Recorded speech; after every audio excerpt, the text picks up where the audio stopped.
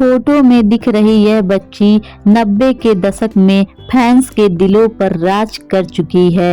यह बच्ची बड़ी होकर बॉलीवुड की टॉप एक्ट्रेस बनी। इसने एक से बढ़कर एक हिट फिल्में दी है। नेपाली मूल की इस एक्ट्रेस ने हिंदी फिल्मों के अलावा नेपाली, तमिल, तेलुगु, मलयालम फिल्मों में भी काम किया है। बॉलीवुड सेलेब्स से जुड़ी हर बात को जानने के लिए फैंस काफ़ी एक्साइटेड रहते हैं। फिर चाहे उनकी आने वाली फिल्में हो, उनकी जीवन से जुड़ी खास बातें या फिर बचपन की फ़ोटो। इन दिनों सोशल मीडिया पर सितारों के बचपन की फ़ोटो खूब सुर्खियां बटोर रही है। बीते दिनों कई सेलेब्स की तस्वीरें सामने आई, जिन्हें देख फैंस को ये अंदाज़ा लगाना मुश्किल हो रहा था कि वाकई में ये उनके फेवरेट स्टार हैं।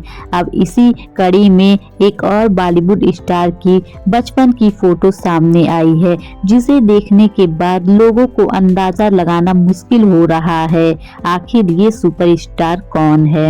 अगर आपने इस बच्ची को अब तक नहीं पहचाना तो हम आपको बता दें कि यह 90 की स्टार एक्ट्रेस मनीषा कोइराला के बचपन की फोटो है।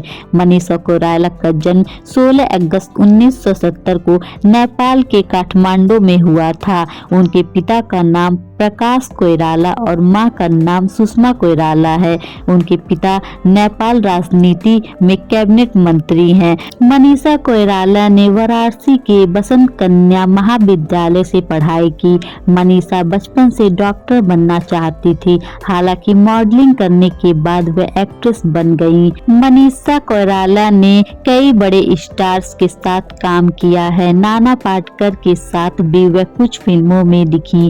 कहा जाता है कि फिल्मों में काम करने के दौरान दोनों को प्यार हो गया। दोनों अक्सर मिलने लगे। हालांकि नाना पहले से शादीशुदा थे और उनका एक बेटा था। वह उम्र में मनीषा से 20 साल बड़े भी थे। नाना मनीषा को लेकर काफी पजेशु थे, लेकिन शादी नहीं कर सकते थे। उस दौरान में दोनों के अफेयर्स के खूब चर्चे रहे। बाद में दोनों अलग हो गए और मनीषा कोइराला ने सालों बाद नेपाली बिजनेसमैन सम्राट दाहाल से शादी 20 जून 2010 में की थी।